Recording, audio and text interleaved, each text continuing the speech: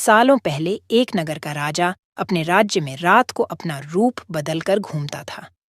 वो रूप बदलने के बाद लोगों से मिलकर अपने यानी राजा के बारे में जानने की कोशिश करता और उनकी समस्याओं को समझता था।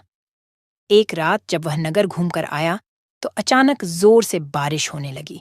उसने देर के बिना एक गरीब के घर का दरवाजा खटखटाया। राजा के दरवाजा खटखटाने के बाद घर से एक व्यक्ति निकला।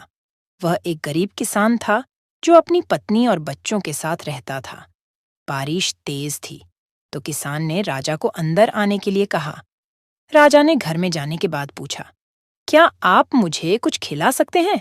मुझे बहुत तेज भूख लगी है।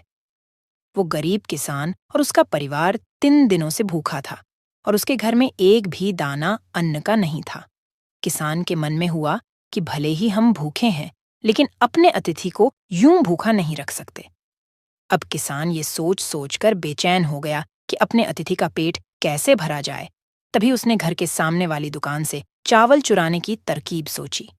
उसने सिर्फ अतिथि के लिए ही 2 मुट्ठी चावल लिया और उसे पकाकर राजा को खिला दिया। तब तक बारिश रुक गई थी और राजा अपने घर चला गया।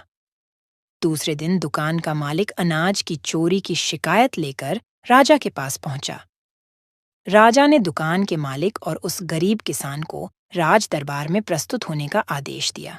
सबसे पहले राज दरबार में पहुंचे किसान ने राजा के सामने जाकर अपनी चोरी का इल्जाम कबूल कर लिया और बीती हुई रात की पूरी बात राजा को बता दी। किसान राजा से कहता है कि मैंने चोरी की, लेकिन मेरे परिवार ने उस अनाज का एक निवाला भी नहीं खाया। गरीब किसान की बातें सुनकर राजा बहुत दुखी हुआ और उसने किसान को बताया कि अतिथि के रूप में मैं स्वयं तुम्हारे घर आया था। इसके बाद राजा ने सभा में पहुंचे दुकानदार से पूछा कि क्या आपने अपने पड़ोसी को चोरी करते हुए देखा था? दुकानदार ने जवाब दिया कि हाँ, मैंने इसे रात में चोरी करते हुए देखा था। दुकानदार की बात सुनने के बाद राजा कहता है कि इस चोरी के लिए मैं पहले जिम्मेदार हूं और फिर दूसरा तुम हो, क्योंकि तुमने अपने पड़ोसी को अनाज की चोरी करते हुए देखा, मगर कभी उसके भूखे परिवार को नहीं देखा। तुम अपने पड़ोसी होने का धर्म बिल्कुल निभा नहीं पाए।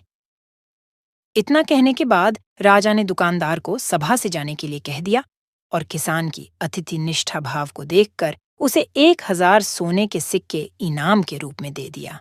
कहानी से सीख, अगर कोई आस पास रहने वाले मुसीबत में है तो हमें उनकी मदद करनी।